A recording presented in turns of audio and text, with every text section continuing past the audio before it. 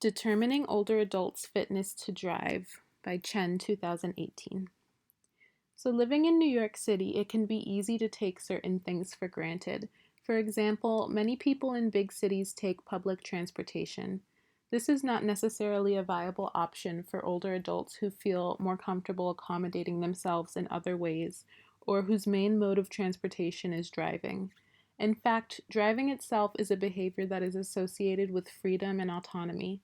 These lifestyle factors should be preserved in elderhood.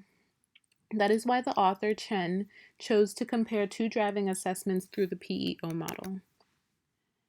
So the purpose of the article was to compare two methods of driving evaluations, the SODE and the NDO.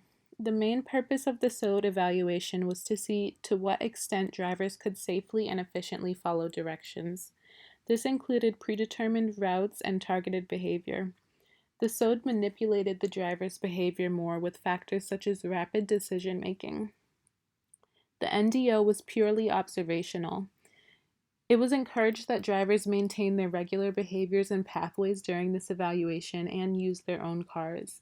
The NDO should be more representative of the driver's daily routine and their daily driving performance, or regular driving performance. So the best method of evaluating these two driving assessments was considered to be Meikson's hierarchical model, the PEO model. This stood for person, occupation, environment, and would best describe the interactions of these three factors in older drivers. It was presumed that with the use of this model, researchers should be best able to assess which driving evaluation is better, because the evaluation, whether it be the SODE or NDO, that included factors from all three of these tiers was strongest because it considered all the factors relevant to drivers. The person component includes the individual's physical, cognitive, affective, and spiritual features. Demographic characteristics, medical conditions, medications, driving skills, and knowledge are often also considered.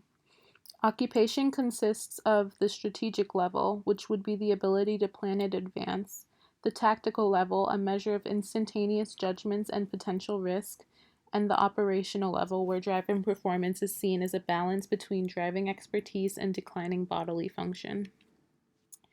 Environment includes natural and built non-human surroundings and the objects in them. Adults may become more susceptible to these changes as they grow older, which could affect driving performance. The SODE and NDO greatly differ in the consideration of personal aspects. The NDO approach is more comprehensive in that it considers things personal to the driver like perception of driving, internal beliefs, driving confidence and comfort, etc. These things are important because they can impact strategic decisions and how the driving task is done. For example, it was found that poor self-rated health, among other things, was associated with modified driving behaviors. The NDO approach gives the driver control over the environment as compared to the SODE, which might use more complex and unfamiliar routes.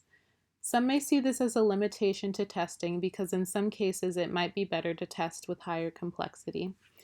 But it's better to have realistic results that show what the driver will do in their regulatory routine. During an NDO, the driver is more familiar with their car and the area in which they're driving. This might mediate stress and produce a more accurate assessment of what driving is usually like for that individual. In this SODE, the driver is more so using certain routes and following signs and instructions that just show that they can follow directions, while the NDO is highly self-determined, which shows the driver's situational judgment at the strategic and tactical levels, planning and quick judgment, as well as their operational performance, balancing between driving ability and bodily decline. The NDO is more client-centered and focuses on what drivers will actually do in their daily driving performance. Although drivers are given more freedom to choose their driving behaviors, there are still protocols set in place during this evaluation. Therapists must observe the quality of the transaction between the client and the environment and behavior. Because this was conclusion. Because this was a review of two methods of evaluation, there was no manipulation outside of the requirements of the driving evaluations. There was no statistical analysis, but it was determined that the naturalistic driving observation is a better method of evaluating driving in older adults. This is best for older adults who are more aware of their changing driving capacity and challenges in their environment. The SODE model can still be used, but it's best for older adults who want to examine their driving capacity in challenging driving conditions and tasks. So, being more purposeful in that sense. A strength of this article was that it was backed by a strong framework, the PEO model. This was supported by the fact that the preferred method, NDO, had good validity. A limitation was that the study did not sum up how all of the personal, environmental, or occupational factors could influence driving performance. For example, it could have been stated that groups with a lower or higher socioeconomic status performed differently. Another limitation was that the study participants were unknown, demographically or geographically, or any information like that. But in all, this evaluation review should give clinicians enough information to articulate the strengths and weaknesses of each of the two evaluation approaches and choose the most appropriate way to evaluate each individual older driver. Thank you.